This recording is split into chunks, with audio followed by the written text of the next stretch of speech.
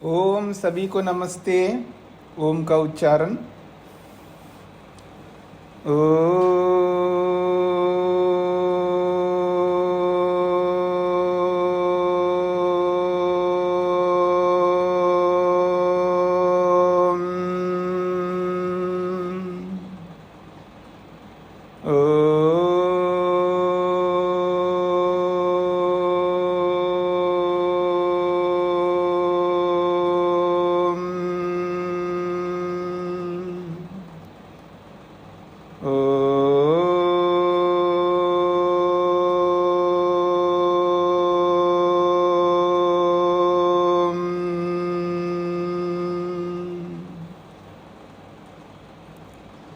न्याय दर्शन की 144वीं कक्षा दूसरे अध्याय के दूसरे आहनिक के 18 सूत्र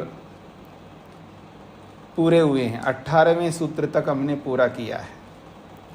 19वें सूत्र से प्रारंभ होगा। 120 पृष्ठ संख्या है।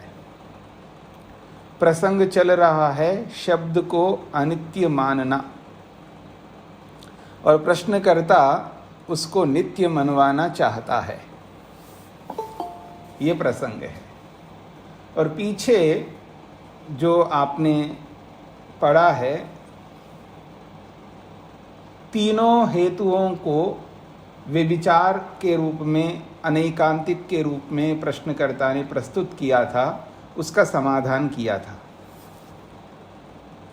अब आगे बढ़ते हैं। अब इसी बात को और वो शब्दों में उलझा करके शब्द को नित्य सिद्ध करवाने में लगा हुआ है। हाँ जी, मैंने क्या कहा? बात स्पष्ट हो गई है, शब्द अनित्य है, लेकिन प्रश्नकर्ता उस बात को स्वीकार करने को तैयार नहीं, और वो शब्दों में उलझा करके, शब्दों में उलझाना समझते हैं ना, शब्दों में उलझा करके वो शब्द को अनित्य के स्थान पर नित्य सिद्ध करवाना चाहता है। ये जो पीछे एक प्रसंग आपने पढ़ा था, याद हो आपको, मैं याद दिला दूं। अनुपलब्धि की अव्यवस्था और उपलब्धि की अव्यवस्था। अनुपलब्धि की अव्यवस्था को व्यवस्था माना है, जो पीछे आपने पढ़ा है ना। उपलब्धि और अनुपलब्धि, संशय के प्रसंग में आपने ये बातें पढ़ी हैं आपने। तो वहाँ शब्दों में उलझा करके वो ये सिद्ध करवाना चाह रहा था कि अव्यवस्था में व्यवस्था। याद आ गया आप सबको? अव्यवस्था को भी व्यवस्थित करना चाह रहा था। अब वही प्रसंग यहाँ पर इस अभाव के अनुपलब्धि को लेकर के वो चलाना चाह रहा है। भूमिका आपको स्पष्ट हो रही होगी। शब्दों में उलझा करके कैसे व्यक्ति सामने वाले को अवाक करने में लगा रहता है। अब ये शब्द जाल को जो समझ लेता है, वो सटीक उत्तर देकर के इस प्रसंग को समाप्त कर सकता है। अगर शब्द विद्या को न समझे तो बड़ा मुश्किल होता है। तो यही बात यहाँ पर समझने की है। यदि वो आपको याद आ गया, आपको, और वो समझ में आ गया, अव्यवस्था को व्यवस्था बताना, अनियम को नियम बताना। अनियम में भी नियमितता है, अनियम में भी नियमितता है, इसलिए वो अनियम नहीं है, वो नियम हो गया। अव्यवस्था भी व्यवस्थित है, अव्यवस्था भी व्यवस्थित है। तो जब अव्यवस्था व्यवस्थित होने से वो अव्यवस्था नहीं, वो व्यवस्था ही है। स्पष्ट हो गया ना ये सारी बातें पीछे की? अब यहाँ सेम वैसा ही समझने का प्रयत्न करना। बस वहाँ प्रसंग अलग था, यहाँ प्रसंग अलग है। एवं च सति तत्वं पांशुभिः इव अवाकिरन इदम आह। एवं च सति, ऐसा होने पर। कैसा जी? शब्द अनित्य होने पर, शब्द को अनित्य सिद्ध कर लेने पर तत्वम इस यथार्थता को पांशु भी इव अवाकिरण, पांशु कहते धूल को, इव का मतलब समान, और अवाकिरण का मतलब है झोंकना, डालना, फेंकना, धूल झोंक रहे हैं आप पर, ऐसा बोलते हैं ना आप लोग। तो पांशु भी का मतलब है धूल, और अवाकिरण का मतलब है फेंकना, डालना, झोंकना, और इवा शब्द का अर्थ है समान। एवं च सति, ऐसा होने पर, जब शब्द अनित्य सिद्ध होने पर प्रश्नकर्ता को अभी तसल्ली नहीं मिल रही है। तत्वम वो यथार्थता के ऊपर, तत्वम का मतलब है यथार्थता पर, पांशु भी इव अवाकिरण, मानो वो धूल डाला जा रहा हो तत्व के ऊपर, यानी वास्तविकता के ऊपर धूल डालने के समान। इदम आहा, ये बात कह रहा है। क्या कह रहा है? तद अनुपलब्धे अनुपलम्भाद आवरणोपपत्ति ही। शब्दों को समझने का प्रयत्न करिएगा। तद अनुपलब्धे, तद का मतलब वही अभाव, प्रसंग तो उसी को लेकर के चला रहे थे। तद अनुपलब्धे, अभाव की उपलब्धि ना होने से, अनुपलम्भात, क्यों अनुपलब्ध है? क्योंकि उपलब्ध हो नहीं रहा है, इसलिए अनुपलब्ध है। तद अनुपलब्धे, उस अभाव के उपलब्ध ना होने से, अनुपलम्भात, उपलब्ध ना होने के कारण से आवरणोत्पत्ति, आवरण की सिद्धि होती है।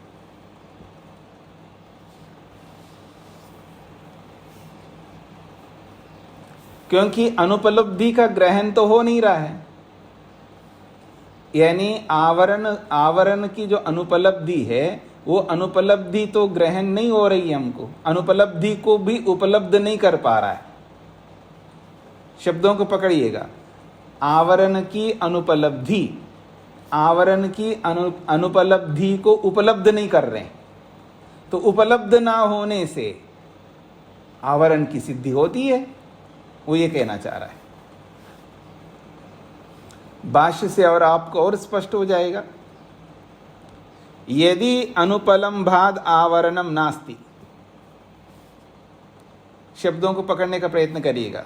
यदि अनुपलम्भाद आवरणम नास्ति, अनुपलम्ब का मतलब उपलब्ध ना होना, यदि उपलब्ध ना होने से आवरण नहीं है। बे आवरण आप कहो तो आवरण उपलब्ध तो हो नहीं रहा है, तो यदि आवरण उपलब्ध ना होने से नहीं है, आवरण अनुपलब्धि अपि, अब इस बात को समझने का प्रयत्न करना। आवरण अनुपलब्धि अपि, आवरण की अनुपलब्धि भी, तर्री अनुपलम्भात, आवरण की अनुपलब्धि भी उपलब्ध नहीं हो रही है। नास्ति थी, क्योंकि वो है ही नहीं है। तस्य अभावात, उस आवरण के अनुपलब्धि का अभाव होने से, अप्रतिषिद्धम आवरणम इति, फिर आवरण का खंडन आप कर ही नहीं सकते। स्पष्ट हो गई थी आप लोगों को क्या कहना चाह रहा है? शब्दों को पकड़ लेंगे तो आपको स्पष्ट हो जाएगा। शब्द, केवल शब्द दिमाग में बिठाना होगा। उपलब्धि अनुपलब्धि शब्दों को दिमाग में बिठाना होगा, मन में। उपलब्धि का मतलब है उपलब्ध होना, मतलब मैं ये कहूँ दिखना, ये है उपलब्धि। और अनुपलब्धि का मतलब न दिखना। ठीक है जी।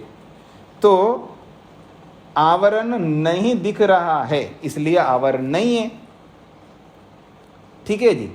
और न दिखना भी नहीं दिखाई दे रहा है, न दिखना भी नहीं दिखाई दे रहा है। अब नहीं दिखना भी दिखाई नहीं दे रहा है, जब दिखाई नहीं दे रही है तो फिर तो आवरण है, यही माना जाएगा। ये कहना चाहता है। हाँ जी, जिनको भी समझ में नहीं है तो वो पूछ सकते हैं। बात साधारण सी है, बस समझने वाली बात है। स्वामी जी जी स्वामी जी एक बार और बता दीजिए। जी देखिए, अनुपलब्धि का मतलब है दिखाई ना देना। अब घड़ा दिखाई नहीं दे रहा है तो आप क्या कहोगे? नहीं है, ये कहेंगे, ठीक है ना। तो आवरण नहीं है, क्यों नहीं है? दिखाई नहीं दे रहा है, इसलिए नहीं है। तो इस नहीं को अनुपलब्धि कहते हैं, ठीक है जी। तो कहते हैं आवरण अनुपलब्धि अपि, ये जो आवरण की अनुपलब्धि है वो अनुपलब्धि भी तो दिखाई नहीं दे रही हमको। प्रश्नकर्ता कह रहा हो अनुपलब्धि भी उपलब्ध नहीं हो रहा है। तो जब अनुपलब्धि उपलब्ध नहीं हो रहा है अर्थात वो अनुपलब्ध, ना दिखाई देना भी दिखाई नहीं दे रहा है। हाँ, इस बात को समझ ले, ना दिखाई देना भी दिखाई नहीं दे रहा है। जब दिखाई नहीं दे रहा है तो आप नहीं है कैसे कहोगे? जब आपको दिखाई नहीं दे रहा है तो ना दिखाई देना भी दिखाई नहीं दे रहा है।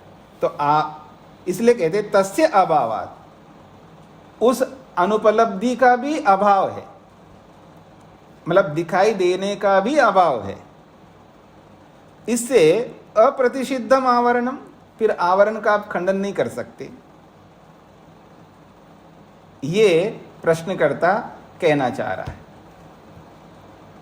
अब सिद्धांती उनसे प्रश्नकर्ता से ही पूछ रहा है, कथम पुनर्जानीते भवान न आवरण अनुपलब्धि उपलभ्यते इति। अच्छा भले आदमी, तुम ये तो कम से कम बता दो, तुमको समझ में कैसे आया?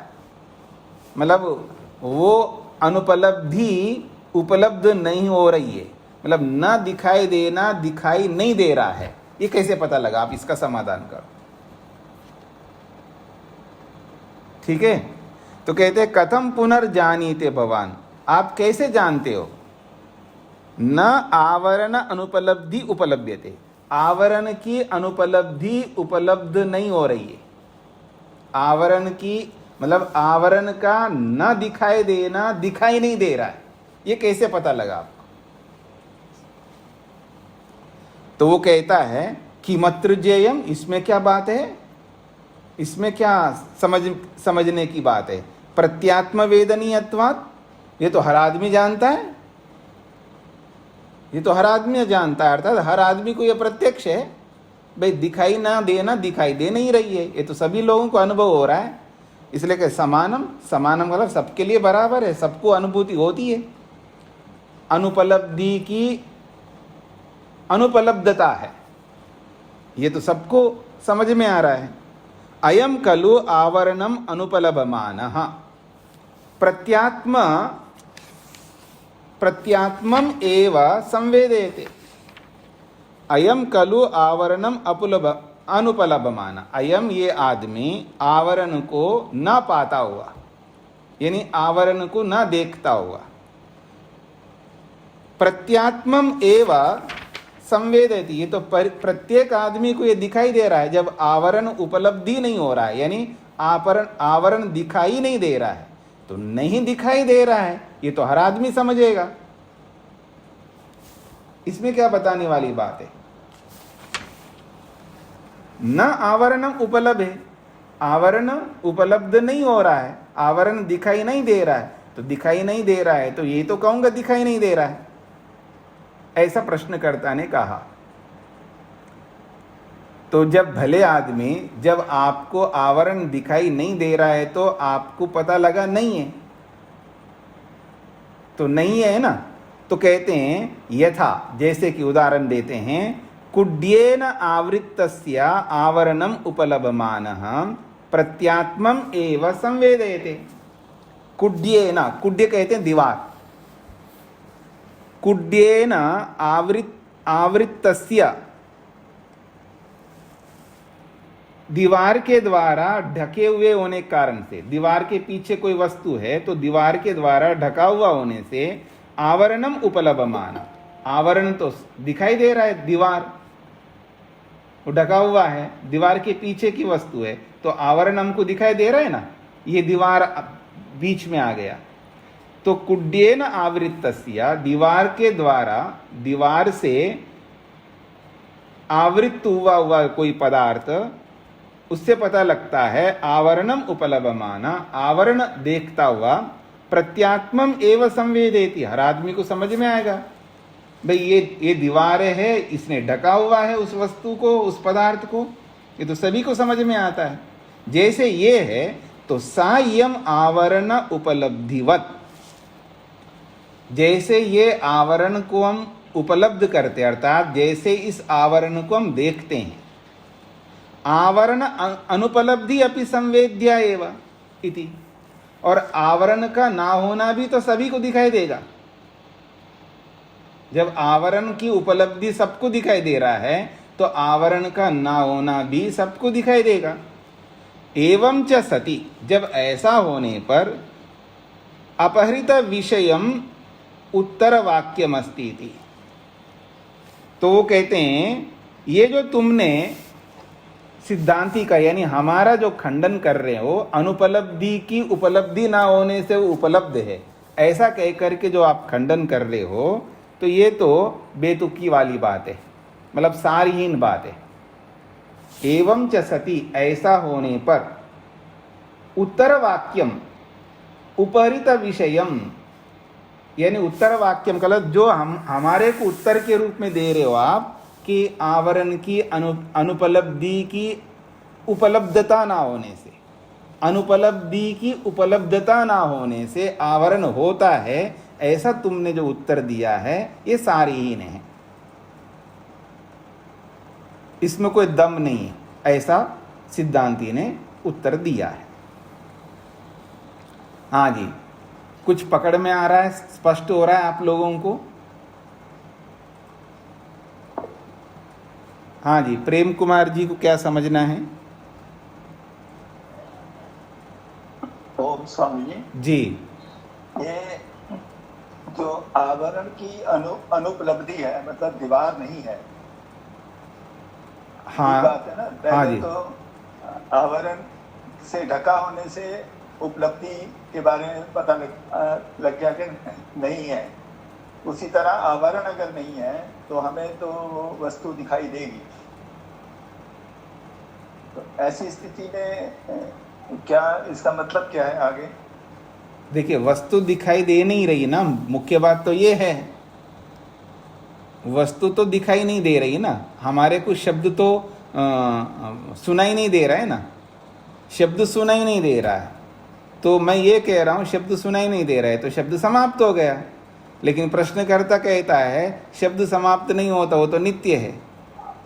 तो मैं पूछ रहा हूँ उनसे कि भाई शब्द सुनाई क्यों नहीं दे रहा है, जब नित्य है तो सुनाई देना चाहिए।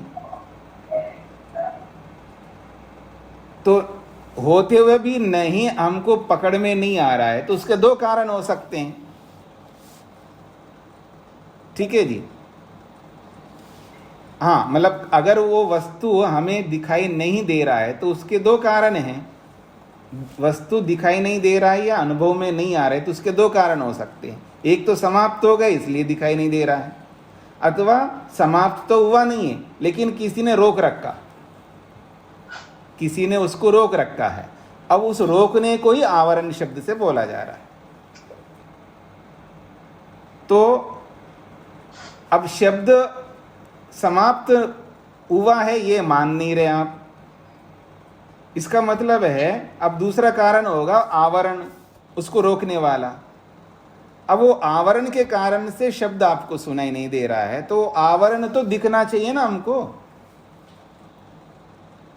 वो आवरण तो दिखना चाहिए ना। जैसे भाई घड़ा है, घड़ा है तो रूम के अंदर है, बाहर से कैसे दिखेगा? तो घड़े को रोकने वाला कौन है? दीवार है, उस दीवार को आवरण कह रहे हम लोग। ऐसे ही शब्द है,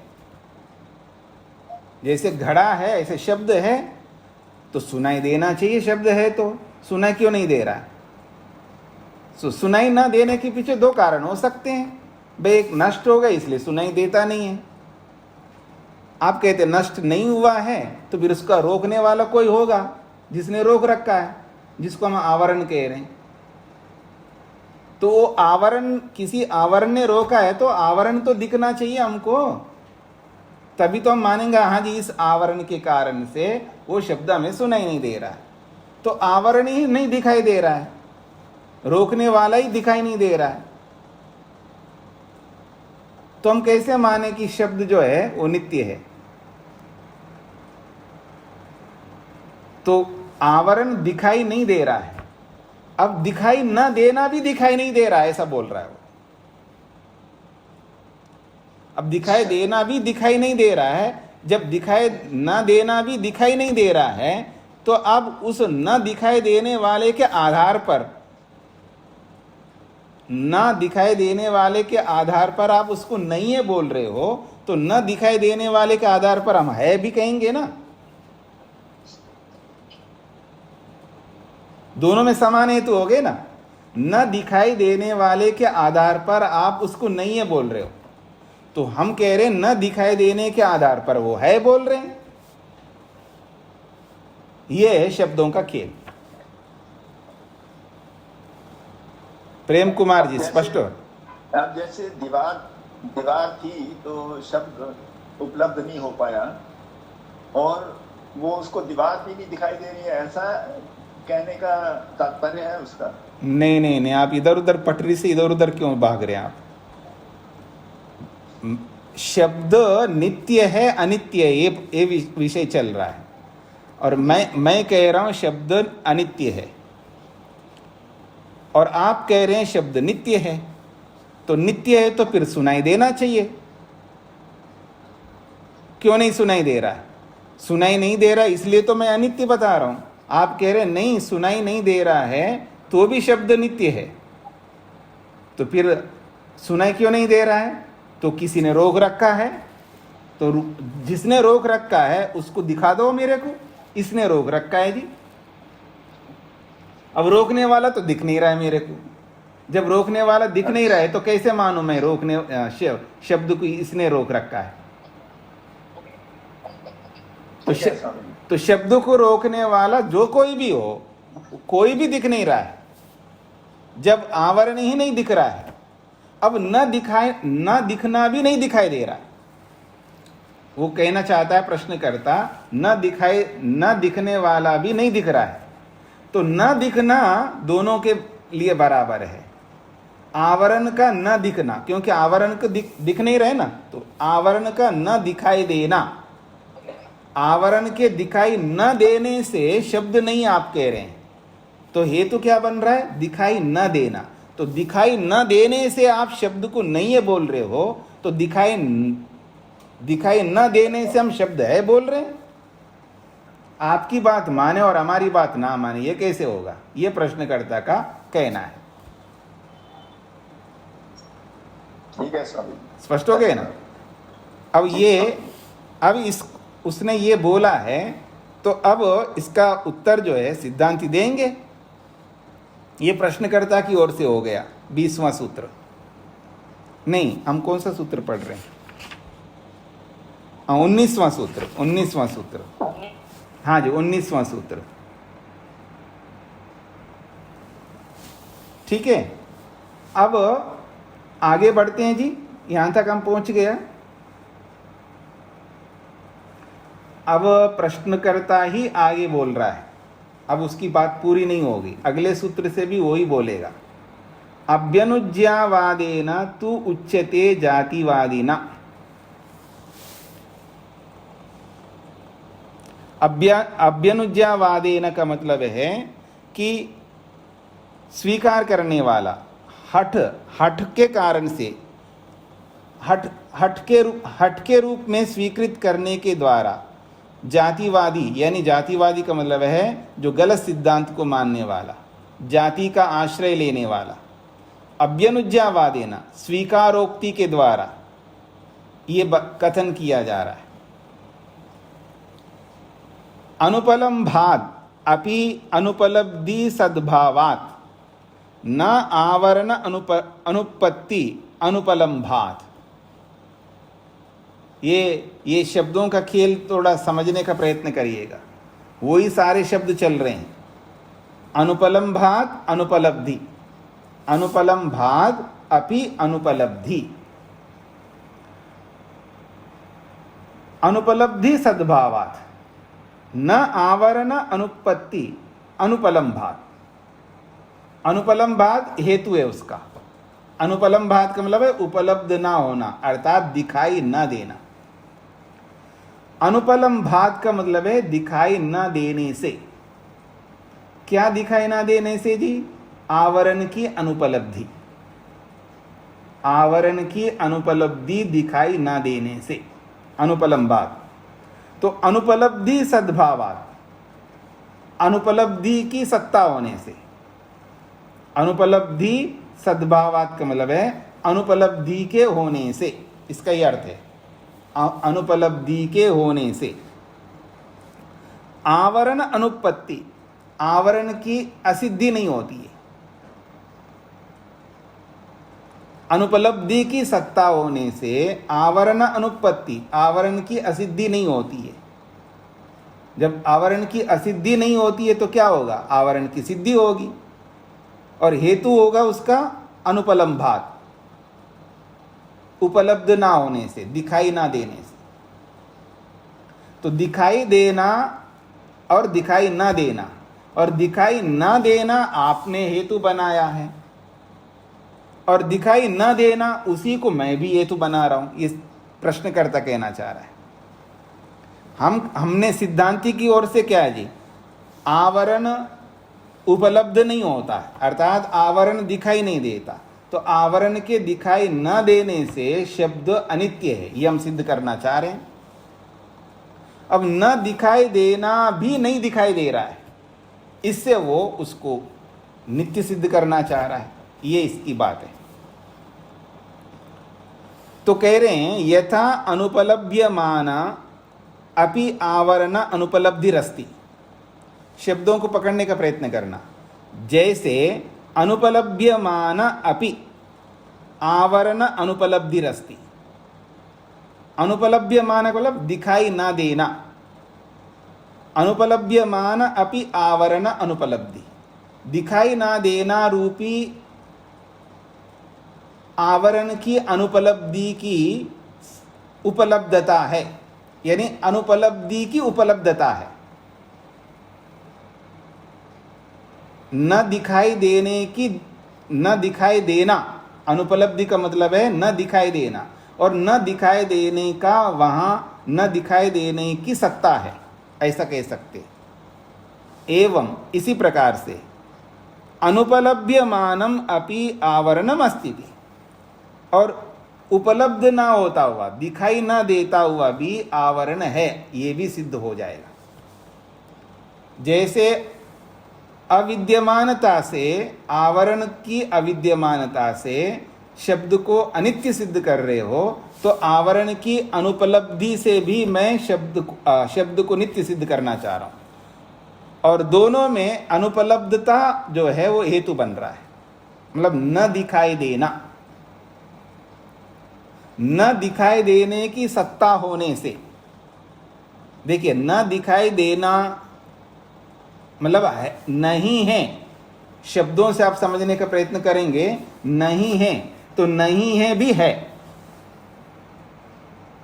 ना होना भी होना है, वो ये कहना चाह रहा है प्रश्नकर्ता। ना होना भी होना, अर्थात ना होने की सत्ता है। तो जब ना होने की सत्ता है तो वो सत्ता है ना। शब्दों को पकड़ने का प्रयत्न करना। ना होना भी होना है। अब ना होना होना कैसे? ये शब्दों में खेल रहा है, यथार्थता में नहीं होता, ये सिद्धांत समझाएंगे आगे। तो ना होने, ना होना, तो ना होना अपने आप में ना होना है ना, और ना होना है तो वो है तो सत्ता है उसकी, फिर वो तो होना हो गया। और ना होने से आप उस आवरण के ना होने से शब्द को अनित्य सिद्ध कर रहे हो, और सिद्ध किससे कर रहे हो? ना होने से, ना होने की सत्ता से। तो उसी ना होने की सत्ता से हम आवरण की सिद्धि कर रहे हैं। आपकी बात माना जाए और हमारी बात ना माना जाए, ये कैसे हो सकता है? ये प्रश्नकर्ता का कहना है। तो यथा अनुपलभ्यमान अपि आवरण अनुपलब्धि रस्ति, आवरण की उपलब्धता ना होने की भी उपलब्धता है। एवं इसी प्रकार से अनुपलभ्यमानम अपि आवरणमस्ति, तो अनुपलब्ध होता हुआ भी आवरण है, यानी आवरण उपलब्ध नहीं हो रहा है तो भी आवरण है। यदि अभी अभ्यनुजानाति भवान, यदि आप ये मानते हो अनुपलभ्यमान आवरण अनुपलब्धिरस्ति, उपलब्ध ना होता हुआ आवरण की अनुपलब्धि है, तो अभ्यनुज्ञाय च वदति, स्वीकार करके आप कहते हो नास्ति आवरणम अनुपलम्भादिति। तो स्वीकार करके फिर आप कहते हो आवरण नहीं है। अनुपलब्धि की उपलब्धता को मान करके आवरण की अनुपलब्धता को सिद्ध करते हो, तो एतस्मिन् अपि अभ्यनुज्ञावादे, इस एतस्मिन् अपि अभ्यनुज्ञावादे, इस बात को स्वीकार कर लेने पर प्रतिपत्ति नियमो न उपपद्यते इति। प्रतिपत्ति नियम अर्थात इसका विरुद्ध नियम सिद्ध नहीं हो सकता, यानी अनुपलब्धि से आप आवरण की अनुपलब्धि को स्वीकार करो और अनुपलब्धि से हम आवरण की उपलब्धि को स्वीकार न करें, यह सिद्ध नहीं हो सकता। ये प्रश्नकर्ता का कथन है। हाँ जी, शब्दों में तो उलझ नहीं रहे हैं आप लोग, क्योंकि शब्द ऐसे हैं, अनुपलब्धि की अनुपलब्धता है। शब्दों को केवल समझने की बात है, इसलिए मैंने वो भूमिका बताई। अव्यवस्था को व्यवस्था बताना, अनियम को नियम बताना, ऐसे ही अनुपलब्धि को उपलब्ध बताना। अनुपलब्धि की उपलब्धता है, अनुपलब्धि की उपलब्धता है, इससे पता लग रहा है कि शब्द अनित्य है। तो वहां अनुपलब्धता को हेतु बताया, यानी ना होने को हेतु बता करके नहीं सिद्ध कर सकते हो, तो ना होने को हेतु बता करके है सिद्ध करने में आपकी क्या आपत्ति आ रही है, यह प्रश्नकर्ता का कहना है। अब इसका समाधान 21वें सूत्र में सिद्धांति करेंगे। अनुपलम्भात्मकत्वात् अनुपलब्धेः अहेतु, ये सरल उत्तर है। अनुपलम्भात्मकत्वात्, अनुपलम्भात्मकत्वात् का मतलब ना होने से, अनुपलब्धेः अहेतु, अनुपलब्धे, अनुपलब्धि जो ये है, ये तुम्हारा हेतु उचित नहीं है। यानी अनुपलब्धि को हेतु बना करके उसको विद्यमान बताना, ये तुम्हारे लिए वो हेतु नहीं है। हमारे लिए तो हेतु बनेगा, पर आपके लिए हेतु नहीं बन सकता। आप मेरी ओर देखिएगा एक बार, मैं अपने शब्दों में आपको समझा देता हूं। नहीं है क्योंकि दिख नहीं रहा, तो न दिखने से वो नहीं है। इससे क्या सिद्धांत स्थापित होता है तात्विक रूप से? जब है तो नहीं है अर्थात उसकी विद्यमानता नहीं है, इसका अर्थ है उसका अस्तित्व नहीं है। अगर होता तो दिखता, तो अस्तित्व का ना होना सिद्ध किया है। तो जब अस्तित्व का ना होना सिद्ध हो गया है, अब ये बदल करके वो अस्तित्व में है, ये कैसे सिद्ध करोगे आप? सिद्धांती कहना चाह रहा है भाई आवरण का अस्तित्व नहीं है, क्योंकि अगर अस्तित्व होता तो दिखाई देता आवरण। तो अस्तित्व नहीं है ये तो हमें स्पष्ट दिखाई दे रहा है, तो इससे यही सिद्धांत स्थापित होता है कि आवरण का अस्तित्व नहीं है। अब अस्तित्व नहीं है ये स्थापित हो गया, तो अब आवरण का अस्तित्व है ये कैसे स्थापित होगा? केवल आप शब्दों से उलझा करके हमें ये थोड़ा कह सकते हो कि अनुपलब्धि से, अनुपलब्धि की उपलब्धता होने से वो अनुपलब्धि नहीं है, वो उपलब्धि है। ऐसा थोड़ा शब्दों से आप बात कर सकते हो। भाई अनुपलब्धि तो अनुपलब्धि रहेगी, वो अनुपलब्धि को उपलब्ध के रूप में कैसे बदलोगे आप? बात पकड़ में आ रही है आप लोगों को?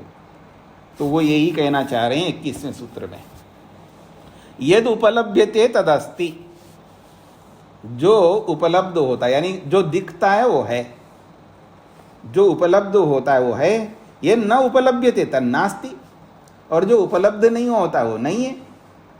इति, इस परिस्थिति में अनुपलम्भात्मकम असद इति व्यवस्थितम, तो अनुपलम्भात्मकम असद इति व्यवस्थितम, सिद्धांत क्या बनेगा? अनुपलम्भात्मकम, जो नहीं है तो वो नहीं है क्या है? असत के रूप में, अर्थात नहीं के रूप में ये व्यवस्थित होता है, ये सिद्ध होता है। जब वो दिख नहीं रहा है इसलिए वो नहीं है, तो ये व्यवस्था बन गई, अर्थात वो नहीं है, ये व्यवस्था बन गया। तो उपलब्धि अभावः च अनुपलब्धि रीति, तो उपलब्धि का अभाव को ही तो अनुपलब्धि कहेंगे, उपलब्धि के अभाव को ही तो अनुपलब्धि कहेंगे। तो सायम अभावात न उपलभ्यते, उस इस अभाव के होने से न उपलभ्यते, वो उपलब्ध नहीं हो रहा है। सच्च खलु आवरणम, यह आवरण क्या है? सत है, यथार्थ है। सच्च खलु आवरणम, आवरणम तो सत्तात्मक है। तस्य उपलब्धिया भवितव्यम, जब सत्तात्मक है तो उसकी उपलब्धि होनी चाहिए। न च उपलभ्यते, पर वो तो उपलब्धि नहीं हो रहा है। भाई सत्तात्मक है तो उसकी उपलब्धि होनी चाहिए, न च उपलभ्यते, उपलब्धि नहीं होता है। तस्मात् नास्ति थी, इससे पता लगता है वो आवरण नहीं है, क्योंकि आवरण तो सत्तात्मक वस्तु है ना, और सत्तात्मक वस्तु है तो उपलब्ध होना चाहिए, दिखना चाहिए, लेकिन वो दिखाई नहीं दे रहा है। कभी तो दिखना चाहिए ना, किसी भी परिस्थिति में वो दिखाई नहीं दे रहा। जब आवरण दिखाई नहीं दे रहा है तो इसका मतलब वो सत्तात्मक नहीं है, इसलिए नहीं दिखाई दे रहा है। तत्र यद उक्तम, उस संदर्भ में जो आपने ये कहा है, न आवरण अनुपत्ति अनुपलम्भात, आवरण अनुपत्ति, आवरण की अनुपत्ति यानी आवरण की असिद्धि, अनुपलम्भाद न, अनुपलब्धि से नहीं है, ऐसा कहकर के जो आपने हेतु दिया है अयुक्तमिति, वो अयुक्त है, असंगत है। न आवरण अनुपत्ति यानी आवरण की असिद्धि नहीं होती है, अर्थात आवरण की सिद्धि होती है, और हेतु दिया है अनुपलम्बात, दिखाई ना देने से। ये जो आपने बात कही है वो अयुक्तम, वो गलत कही है। हम तो कह सकते हैं इस बात को, आवरण नहीं है, आवरण की उपलब्धि नहीं है, तो उपलब्ध ना होने से आवरण नहीं है, ये तो हम कह सकते हैं। और आप नहीं कह सकते कि आवरण नहीं है, अनुपलब्धि के कारण से आवरण है, ऐसा आप नहीं कह सकते। ये सिद्धांत स्थापित किया है। हाँ जी, जिनको भी नहीं समझ में आया वो पूछ सकते हैं। तो ये शब्दों का खेल है, थोड़ा शब्दों को समझने लगेंगे ना, ये भाषा के ऊपर भी निर्भर करता है, ये भाषा के ऊपर भी निर्भर करता है। उपलब्धि अनुपलब्धि, अनुपलब्धि की अनुपलब्धता, उपलब्धि की उपलब्धता, ये जो शब्द है, शब्द जाल को अगर थोड़ा समझने का प्रयत्न करेंगे शांति से, धैर्य से, तो बहुत सरल। एक वाक्य में यही है, अनियम में नियम होने से वो अनियम नहीं रहा, वो नियम है। तो समझ में आ जाना चाहिए वो क्या कहना चाह रहा है। मतलब अनियम में भी नियमितता दिखाया उसने, और अनियम में नियमितता दिखा करके अब वो अनियम नहीं रहा, वो नियम ही हो गया। तो अनुपलब्धि की अनुपलब्धता, अनुपलब्धि की अनुपलब्धता से वो उपलब्ध बना रहा है उसको। ये मुख्य बात है यहाँ पर। एक बात समझ में आएगी तो सारी बातें समझ में आ सकती है। मतलब अनियम में नियम और अव्यवस्था में व्यवस्था, वो भी समझ में आ गया आपको, तो ये भी समझ में आना चाहिए। केवल शब्दों का खेल है। और फिर भी नहीं समझ में आए तो छोड़ दो जी, इतना समझ लो शब्द अनित्य है। अगर कोई आपको उलझाएगा तो आप उसका उत्तर नहीं दे पाएंगे। हाँ जी, शेखर जी। स्वामी जी, ऐसा लग रहा मतलब ये तो बेहुदे ही प्रश्न पूछ रहे हैं, किसी बिना किसी उसके मतलब कोई उसकी डिस्कशन करने का कोई मान्यता ही नहीं है। बिल्कुल नहीं है, लेकिन कई बार आदमी उतारू होता है ना, जब उसमें अड़ जाता है तो उस अड़ने को बताया जा रहा है। यानी कई बार शब्दों में भी उलझाता है ना व्यक्ति, शब्दों में उलझा करके हमें हतप्रभ करके अपनी बात मनवाना चाहता है व्यक्ति। ये उस प्रसंग की बातें हैं। अब तो हम समझ रहे हैं, पकड़ रहे हैं, इसलिए हमको बेहूदी बातें लग रही हैं, लेकिन व्यवहार में कई बार ऐसी बात करके हमें उलझा देता है। अगर हम सचेत होते हैं, सावधान रहते हैं, उसकी बात को पकड़ करके हम रोक लेंगे। अगर हम सचेत नहीं रहेंगे, उलझ करके उसकी बात भी मानने लग जाएंगे। तो ऐसी बात दुनिया में होती है, इसलिए उस बात को यहाँ समझाना चाहते हैं। जैसे अनियम को भी नियम बना देते हैं ना आदमी। मैंने पीछे बोला था ना, हाँ जी आप देर से आते हो। बिल्कुल मैं नहीं आता हूँ देर से। अरे भाई देर से तो आते हो आप। वो कहता मैं तो नियमित आता हूँ। अर्थात देर से आने को भी वो नियम बना रखा है उसने। मैं तो नियमित आता हूँ जी, नहीं आप 5 मिनट देर से आता हूँ। तो देखो ना, आप रोज मैं 5 मिनट देर से आता हूँ, तो रोज 5 मिनट देर से आना भी तो नियम हो गए ना। अब इस बात को अगर कोई नहीं पकड़े, अब इसको देर से थोड़ा आ रहा हूं, मैं तो नियमित रूप से आ रहा हूं, यानी अनियम को नियम बना लिया। अब इस बात को अगर नहीं पकड़ेगा कोई सावधानी रख करके, तो अनियम को नियम बताना,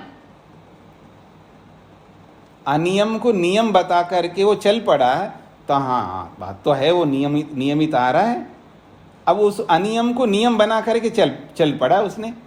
तो इस बात को अगर नहीं पकड़ेंगे तो व्यवहार में हम लोग मानने लगेंगे सामने वाले की बातों को। तो ऐसा दिखाना पड़ेगा ना, अव्यवस्था को भी व्यवस्थित दिखा रहा है वो। ये तो ऐसा है, रेलवे ट्रैक होता है ना जी, रेलवे ट्रैक, और दोनों तरफ है ऊपर जहां पर लोग खड़े रहते हैं, और दोनों तरफ ऊपर लोग खड़े हुए हैं, और ट्रैक के अंदर नीचे एक उतर करके बोल रहा है कोई इसमें नहीं उतरेगा, किसी को नहीं उतरना है यहां पर। वो बताने के लिए तो उसको तो बताना पड़ेगा ना उतर करके।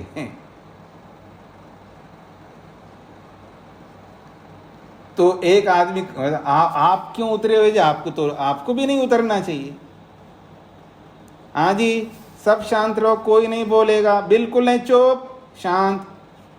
तो आप क्यों बोल रहे हो? मेरे को बोल रहे हैं, आप क्यों बोल रहे हो? अरे भाई मैं चुप कराने के लिए बोल रहा हूं ना। तो अगर इन चीजों को नहीं समझेंगे तो व्यवहार में बहुत जगहों पर हम शीघ्रता से कहिए या ना समझ के कारण से कहिए, सामने वाले की बातों में आ जाता, हाँ ये क्यों बोल रहा है फिर, जब सबको शांत रहना चाहिए। तो ऐसे जगहों पर हम गलतियां ना करें, इसको समझाने के लिए बताना चाह रहे हैं, और कुछ नहीं है। ठीक है जी, अब थोड़ा आगे बढ़ते हैं। दूसरे, अभी शब्द अनित्य है या नित्य है, इसको अभी समाप्त नहीं किया है। अब आपको थोड़ा बुद्धि लगाने का काम दिया जाएगा। अतः शब्दस्य नित्यत्वं प्रतिजानाना कस्माद ये तो प्रतिजानीते। जो शब्द को नित्य मानने वाला, शब्दस्य नित्यत्वं प्रतिजानाना, शब्द को नित्य मानने वाला, कस्माद हेतु, किस हेतु के कारण से शब्द को नित्य प्रतिजानीते, शब्द को नित्य मानता है। आखिर शब्द को नित्य मानने वाला उसको नित्य किस कारण से मान रहा है, उसको तो कोई कारण बताना पड़ेगा ना। भाई शब्द नित्य है तो कारण बताओ, अर्थात हेतु बता दो। शब्द नित्य है तो सिद्धि, ये तो प्रतिज्ञा हो गई ना। पीछे आपने पंचावयव को पढ़ा है अच्छी तरह, उसको दिमाग में ले आओ। प्रतिज्ञा किसको कहते हैं, हेतु किसको कहते हैं, उदाहरण किसको कहते हैं, ये सारी बातें दिमाग में ले आओ। तो यहाँ आसान हो जाए आपको समझ में आना। तो कहते हैं भाई शब्द को नित्य मानने वाला उसको नित्य किस हेतु से मान रहा है, वो हेतु तो देना होगा ना उसको। तो वो हेतु दे रहा है जी। अब हेतु को पकड़ लीजिए आप लोग। हेतु को पकड़ लेंगे ना तो उदाहरण भी पकड़ लेंगे आप लोग, और उदाहरण और हेतु को पकड़ लिया ना, अब आपको कोई दुनिया में हरा नहीं सकते। और याद रखना, आगे बताएंगे, हेतु और उदाहरणों के बीच में साम्यता दिखाना, समानता, हेतु और उदाहरण को साम्य दिखाना बहुत बहुत ही कठिन काम होता है। ठीक है, तो कह रहे हैं शब्द को नित्य मानने वाला आखिर शब्द को नित्य क्यों मान रहा है, इसमें कोई हेतु क्या है? तो कहते हैं अस्पर्शत्वात्, स्पर्श वाला ना होने से शब्द नित्य है। हाँ जी, अब इसको खंडन करो आप। शब्द में स्पर्श होता नहीं है इसलिए वो नित्य है, और जो जो स्पर्श वाला नहीं होता है वो नित्य है। जैसे आत्मा है, आत्मा में कोई स्पर्श होता नहीं है, आत्मा में, परमात्मा में कोई स्पर्श नहीं होता है, इसलिए जैसे आत्मा नित्य है ऐसे शब्द भी नित्य है, क्योंकि उसमें स्पर्श होता ही नहीं है। ये उसने हेतु दे दिया। तो अस्पर्शत्वात् शब्दः नित्यः, अस्पर्शम आकाशम नित्यम दृष्टम इति। आकाश जो है अस्पर्श वाला है और नित्यम दृष्टम, उसको नित्य देखा जाता है। आकाश जो है, आकाश में कोई स्पर्श नहीं होता है, तो आकाशम अस्पर्शम, आकाश अस्पर्श वाला है और वो नित्यम दृष्टम, उसको नित्य देखा जाता है। तथा च शब्द, वैसा ही शब्द है। ये प्रश्नकर्ता ने अपनी बात रख दी। हाँ जी, हेतु को समझ लिया जी आपने। शब्द नित्य है तो हेतु क्या दिया उसने? स्पर्श वाला ना होने से। जो जो स्पर्श वाला नहीं होता है वो नित्य होता है। जैसे आकाश, आकाश का उदाहरण दे सकते, आत्मा का उदाहरण दे सकते, उसने आकाश का दिया। अब आगे बढ़िए। अब वो सिद्धांती क्या कहना चाह रहे हैं? सो अयम उभयता स व्यभिचारः, ये जो तुमने हेतु दिया है अस्पर्शत्वाद, ये दोनों ही ढंग से व्यभिचार को प्राप्त होगा। हाँ जी, व्यभिचार को समझने का प्रयत्न करिएगा। पूरे न्याय दर्शन में आपको कोई बात याद रहे ना रहे, ये व्यभिचार जरूर याद रहेगा। ठीक है जी। हाँ, वो कहता है सो अयम उभयता स व्यभिचार, ये जो तुमने हेतु दिया है अस्पर्शत्वात्, ये दोनों ही ढंग से व्यभिचार को प्राप्त होता है, दोनों ही ढंग से अनेकांतिक है। क्यों जी? तो कहते हैं स्पर्शवांश्च अणु नित्यः, दोनों ढंग से व्यभिचार दिखा रहे हैं, समझने का प्रयत्न करिएगा। स्पर्शवांश्च अणु नित्यः, स्पर्श वाला होता हुआ भी नित्य है। अणु, अणु जो है नित्य होता है जी। अणु का मतलब एटम, परमाणु, और परमाणु अणु जो है वो स्पर्श वाला है, और स्पर्श वाला होता हुआ भी वो नित्य है। तो आपका हेतु तो अनेकांतिक बन गए ना, एक पक्ष में नहीं रहा ना।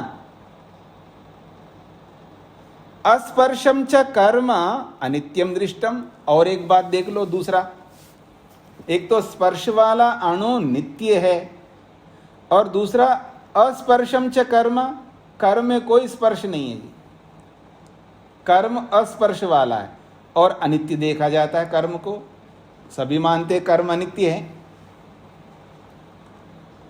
तो कर्म अस्पर्श वाला है, अनित्य है, और अणु स्पर्श वाला है और नित्य है। तो दोनों ढंग से उसने अनेकांतिक दिखा दिया ना यहाँ पर।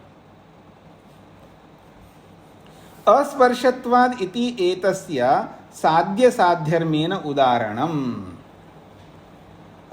अस्पर्शत्वाद इत्येतस्य, अस्पर्शत्वाद ये जो हेतु दिया है, इस हेतु का साध्य साध्यर्मेण उदाहरणम, साध्य के साध्यर्म से उदाहरण दे दिया यहां पर। साध्य का साध्यर्म से उदाहरण दिया ना, अस्पर्श वाला होने से आपने उसको नित्य बताया है, तो हम भी साध्य के समान धर्म वाला दिया है। अस्पर्श वाला होने से कर्म अनित्य है।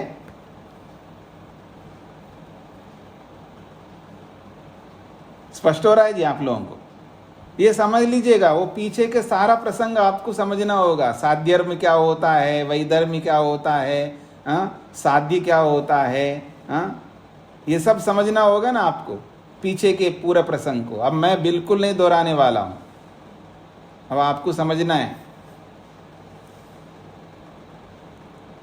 तो 22वें सूत्र में अस्पर्शत्वाद जो हेतु दिया है ना, शब्द के नित्यत्व को सिद्ध करने के लिए, ये तो भाष्यकार ने अपनी ओर से बोला। अब सूत्रकार बताएंगे ना, अब सूत्रकार बता रहे हैं।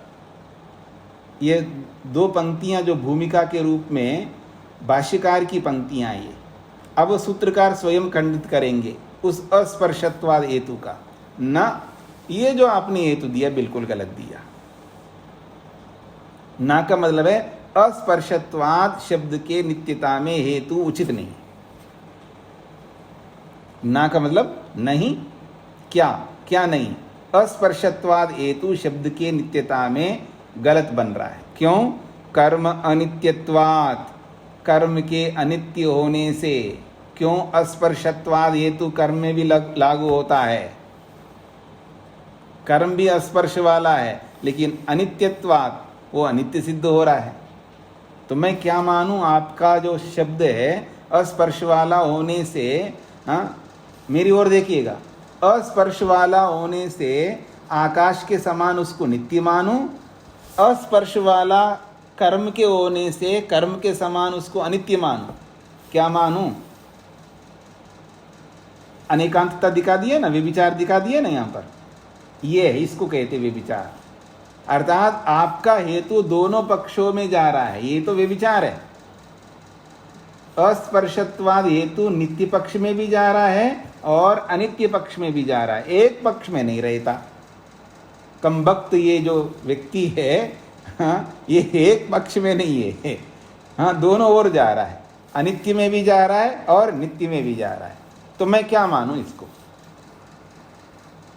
क्योंकि अगर आप कोई बात कहो तो वो एक ही पक्ष में रहे, तब वो हेतु सटीक माना जाएगा।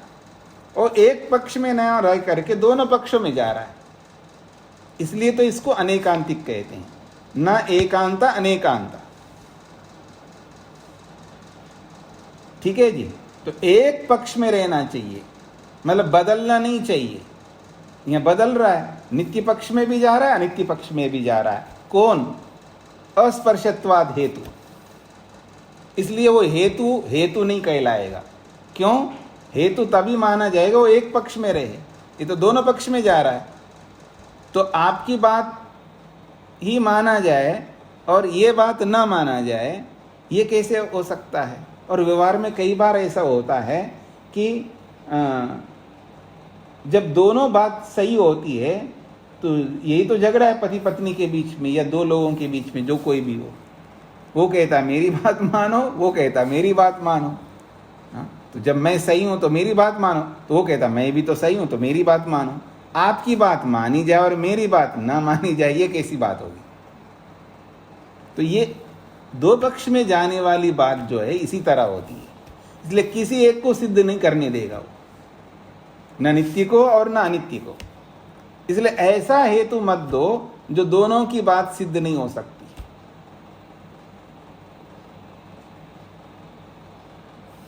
स्पष्ट हो गया जी आप लोगों को? अब कह रहे हैं, यह भी सिद्धांति का है कि आपने कहा है अस्पर्शत्वात् जो है अस्पर्श वाला होने से नित्य है। अब यहां पर दिए अयम तर्री हेतु साध्य वैधर्म्येन उदाहरण। अयम तर्री हेतु, ये जो हेतु है ये साध्य के वैधर्म्य से उदाहरण दिया गया है, न न कर्म अनित्यत्वात्, ये साध्य के वैधर्म्य से उदाहरण दिया है यहाँ पर, याद रखना। अब ये आप लोगों को समझना है कि साध्य वैधर्म्य से उदाहरण क्या होता है, अब मैं नहीं बताने वाला हूं।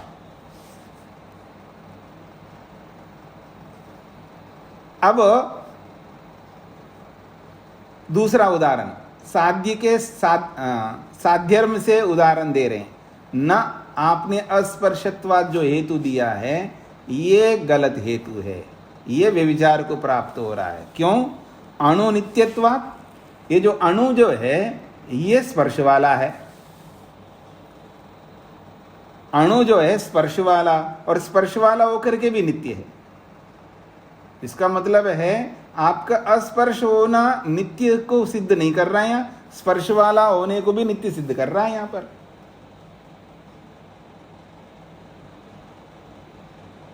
उभयस्मिन उदाहरणे, दोनों उदाहरणों में, व्यभिचारात, दोनों उदाहरणों में आपका हेतु व्यभिचार को प्राप्त होने के कारण से न हेतु, वो हेतु नहीं बन पाएगा। स्पष्ट हो रहा है जी आप लोगों को? अब आप मेरे से पूछ सकते, जिनको कोई बात पकड़ में नहीं आया, न कर्म अनित्यत्वात् न अनुनित्यत्वात्, ये इनमें से जो बात किसी को समझ में ना आए तो पूछ सकते हैं। एक तो साध्य के वैधर्म से उदाहरण दिया और एक साध्य के साध्यर्म से उदाहरण दिया।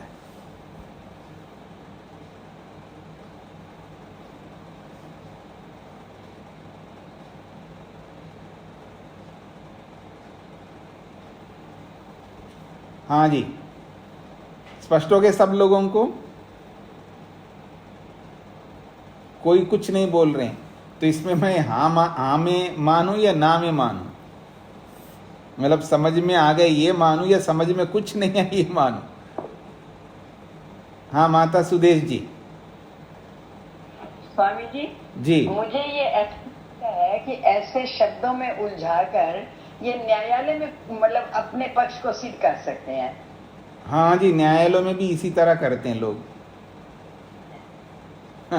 न्यायालयों में भी इसी तरह करते हैं, पेंतरे इसी तरह लगाते हैं। जी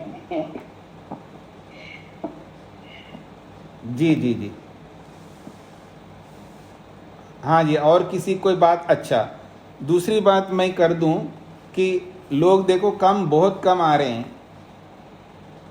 बहुत कम होते जा रहे हैं। तो क्या दिवाली आपको परेशान कर रही है? दिवाली की छुट्टियां चाहिए क्या आप लोगों को? कब से छुट्टियां चाहिए आप लोगों को?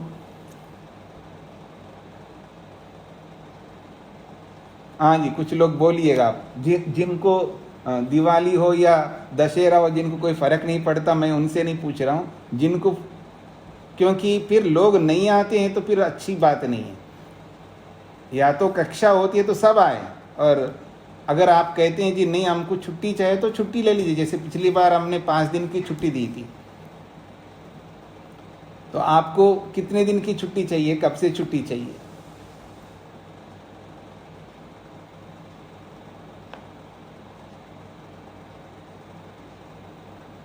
कोई बोलेंगे? रविवार और सोमवार दो छुट्टी हो जाए तो, रविवार और सोमवार की, यानी 23-24 को? जी स्वामी जी। अच्छा, दोनों दिन दिवाली है। हाँ जी, 23 और 24 को। और फिर कोई कहने लगा भाई दूज है और 27 को। 22 की भी और उधर 27 तक भाई दूज तक। हाँ, मैं यही तो कहना चाह रहा हूँ। 27 को भाई दूज है। हाँ जी, और 22 को भी छुट्टी चाहिए जी। हाँ, 25 की अमावस्या है। 25 को अमावस्या है, वो तो वो अपने आप छुट्टी वाला दिन हो गया। हाँ जी, तो फिर आपको मतलब 22 से मतलब कल से छुट्टी चाहिए आपको? बहुत लंबा दिन हो जाएंगे, यानी 22, 23, 24, 25, 26, 27, 6 दिन हो जाएंगे। कल किस लिए चाहिए जी? कल क्या दिक्कत है आपको? कल की क्लास हो जाए स्वामी जी। नहीं, वो रचना जी बताएंगी कल क्या समस्या आ रही है आपको। स्वामी जी, कहीं आना जाना भी होता है, घर में इतने गेस्ट आ रहे हैं, क्लास लेनी मुश्किल हो रही है। हाँ बच्चे ठीक बात है, निभाओ जी निभाओ जिम्मेदारियां। ठीक है,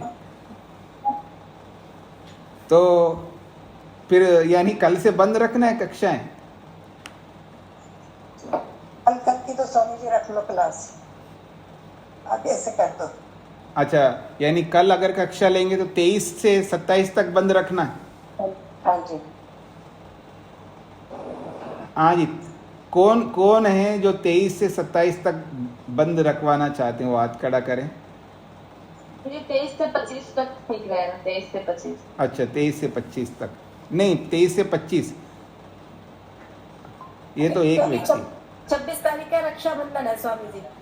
ये रक्षाबंधन कहाँ से आ गया? 27 का भाई दूज है, 27 का भाई दूज है। हाँ जी, चलिए अब सब लोग अलग अलग प्रकार से बोलेंगे, तो मैं तो अपने ढंग से करता हूँ। फिर कल तो कक्षा लेते हैं जी, आप कल मैनेज कर लो, कल भी आने वालों को कह देना जी भाई कल नहीं आना, बाद में आना। अथवा बच्चों को सौंपो ना, आप क्यों निभा रहे हो? आपको कौन सा निभाना है, हो गया आपका काम, बच्चों को निभाने दो ना। बच्चे किस लिए हैं? बच्चों को निभाने दो। माता रचना जी, बच्चों को सौंप दो ना, अपने आप क्यों निभा रहे हो इन चीज़ों को? स्वामी जी करना पड़ता है, घर में रहते हैं करना पड़ता है। एक दिन मत करना, कोई फर्क नहीं पड़ेगा। चलिए, हाँ जी, तो क्लास नहीं करूंगी, फिर अगले दिन पढ़ लूंगी और क्या होगा। हाँ जी, तो कल क्लास करते हैं, कल तक करते हैं, उसके बाद छुट्टियां कर देते हैं। तो इसको यहीं पर विराम देते हैं जी। ओम शांति शांति शांति। हाँ जी, 23 से लेके 27 तक कर लेंगे, 22 दूज तक। ठीक है, धन्यवाद जी हाँ जी, शंका है आपसे पूछनी है जी। तो ये 25 तारीख की अमावस्या है, 25 को दीपावली ना करके जो 24 को कर रहे हैं। हाँ जी, तो हम लोगों को वैदिक धर्मियों को यदि करना है तो 25 को करना चाहिए कि कैसे करना चाहिए? दिवाली बना लीजिएगा, जितने दिन बनाओ उतने अच्छा ही है ना। 24 को बना लो, 25 को भी बना लो, दोनों दिन बना लो, क्या दिक्कत है? स्वामी बात ये है 25 तारीख को यदि जो दीपावली का करना है, विषय मंत्र सावधि दी जाती है, वो 25 को करनी चाहिए या 24 को? फिर वही बात है, आप दो बार कर लो ना, क्या अगर संध्या आपने कर लिया और दोबारा करने का अवसर मिले तो कर लो ना, क्या फर्क पड़ेगा? कई बार जैसे हम जैसे लोगों को कई बार करनी पड़ती है संध्या, तो हमको तो लगता है तो अच्छा ही हो रहा है, कोई पाप तो कर नहीं रहे हैं, ठीक है ना। संध्या ही तो कर रहे हैं, 2 बार क्या 3 बार कर लेंगे, ठीक है। तो ऐसे ही अगर आपको 24 करना पड़ रहा है 24 कर लो, 25 करना पड़ा 25 भी कर लो, पुण्य काम है, अच्छा है, यज्ञी है, कर लो ना, क्या फर्क पड़ेगा। हाँ कोई दिक्कत नहीं। जी जी जी।